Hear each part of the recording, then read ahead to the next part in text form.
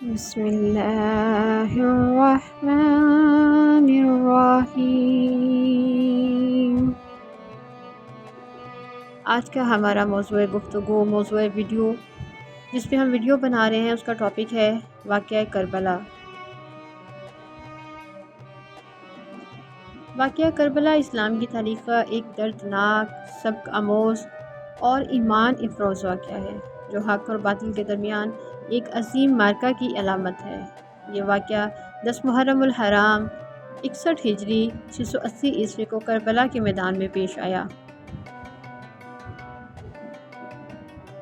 جہاں حضرت امام حسین رضی اللہ تعالیٰ عنہ اور جو نواسۂ رسول صلی اللہ علیہ وآلہ وسلم اور حضرت علی رضی اللہ تعالیٰ عنہ اور حضرت فاطمہ رضی اللہ تعالیٰ عنہ کے بیٹے تھے، انہوں نے یزید کی بیعت سے انکار کر کے ظلم کے خلاف قیام فرمایا۔ خلافت یزید اور انکار بیعت۔ سن 60 ہجری میں معاویہ بن ابو سفیان کے انتقال کے بعد اس کا بیٹا یزید تخت نشین ہوا۔ یزید نے اپنی حکومت کو مضبوط کرنے کے لیے مکہ، مدینہ اور دیگر شہروں کے اہم شخصیات سے بیعت لینا شروع کی۔ جب مدینہ منورہ میں یزید کا بیعت نامہ پہنچا تو حضرت امام حسین بن علی رضی اللہ تعالیٰ عنہ نواسۂ رسول صلی اللہ علیہ وآلہ وسلم نے صاف انکار کر دیا۔ امام حسین رضی اللہ تعالیٰ عنہ نے فرمایا، میں یزید جیسے شخص کی بیعت نہیں کر سکتا جو دین کی بنیادی اقدار کو پامال کرتا ہے۔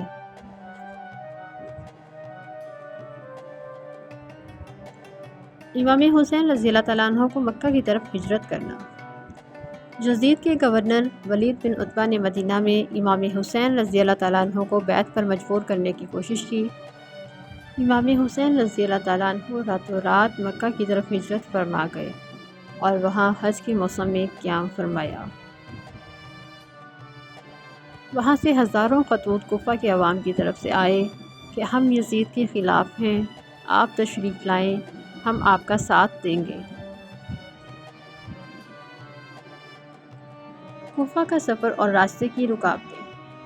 امام حسین رضی اللہ تعالیٰ عنہ نے اپنے چچا زاد بھائی حضرت مسلم بن عقیل رضی اللہ تعالیٰ عنہ کو کوفہ روانہ کیا تاکہ حالات کا جائزہ لیں۔ شروع میں کوفہ والوں نے مسلم رضی اللہ تعالیٰ عنہ کا زبردست استقبال کیا، مگر پھر ابن زیاد کے دباؤ سے سب منحرف ہو گئے۔ حضرت مسلم بن عقیل رضی اللہ تعالیٰ عنہ اور ان کے ساتھیوں کو شہید کر دیا گیا۔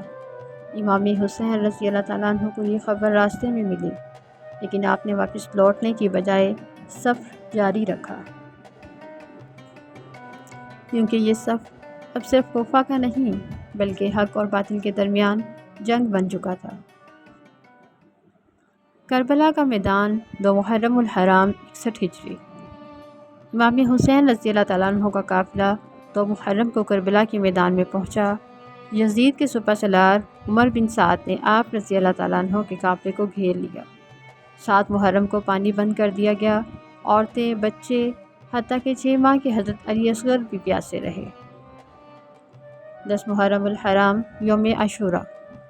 امام حسین رضی اللہ تعالیٰ عنہ نے اہل بیت اور اصحاب کو جمع کیا اور ان سب سے مخاطب ہو کر فرمایا، اگر کوئی جانا چاہے تو جا سکتا ہے، دشمن صرف مجھے چاہتا ہے۔ مگر کسی نے بھی پیچھے ہٹنے کا نام نہ لیا۔ شہادتوں کی فہرست۔ حضرت علی اکبر رضی اللہ تعالیٰ عنہ جوان بیٹے میدان کربلا میں داد شجاعت دی اور شہید ہوئے۔ حضرت قاسم بن حسن رضی اللہ تعالیٰ عنہ 13 سالہ بھتیجا نہایت بہادری سے لڑے اور شہید ہوئے۔ حضرت عباس رضی اللہ تعالیٰ عنہ علمدار بھائی پانی لانے گئے، بازو کٹ گئے مگر مشکیزہ گرنے نہیں دیا اور راہ حق میں شہید ہوئے۔ حضرت علی اصغر رضی اللہ تعالیٰ عنہ 6 ماہ کے بیٹے امام حسین رضی اللہ تعالیٰ عنہ نے ان کے لیے پانی مانگا مگر دشمن نے تیر مار کر شہید کر دیا۔ امام حسین رضی اللہ تعالیٰ عنہ کی تنہا جنگ۔ امام حسین رضی اللہ تعالیٰ عنہ نے تنہا دشمن کے خلاف جنگ کی، 100 سے زیادہ سپاہیوں کو مار گرایا۔ ظہر کے وقت زخمی حالت میں سجدے میں گئے اور فرمایا، اے میرے رب، میں نے تیرے دین کی حفاظت کے لیے سب کچھ قربان کر دیا، اسے قبول فرما۔ اور پھر شمرلائن نے آپ کا سر قلم کر کے یزید کے دربار میں بھیج دیا۔ اہل بیت کی اسیری۔ امام حسین رضی اللہ تعالیٰ عنہ کے بعد خیمے جلائے گئے، خواتین اور بچوں کو قیدی بنا لیا گیا۔ حضرت زینب رضی اللہ تعالیٰ عنہ اور امام زین العابدین رضی اللہ تعالیٰ عنہ نے کوفہ اور شام کے دربار میں خطبات دے کر یزید کا چہرہ بے نقاب کیا۔ یزید کو آخرکار ندامت ہوئی اور اہل بیت کو عزت کے ساتھ مدینہ روانہ کر دیا۔ واقعہ کربلا کے اسباق۔ حق پر ڈٹ جانا۔ امام حسین رضی اللہ تعالیٰ عنہ نے باطل کے آگے جھکنے سے شہادت کو بہتر سمجھا۔ نمبر 2، قربانی اور صبر۔ ہر رشتہ قربان کر دیا مگر دین پر حرف نہ آنے دیا۔ نمبر 3، ظلم کے خلاف آواز۔ ظلم کو قبول کرنا خود ظلم ہے۔ نمبر 4، عورت کا کردار۔ حضرت زینب رضی اللہ تعالیٰ عنہ کی بہادری اسلامی تاریخ کی زندہ مثال ہے۔ اقوال حسین رضی اللہ تعالیٰ عنہ۔ موت ذلت کے ساتھ زندہ رہنے سے بہتر ہے۔ میں موت کو سعادت سمجھتا ہوں اور ظالموں کے ساتھ جینا شرمندگی۔ کربلا کی اصل کامیابی۔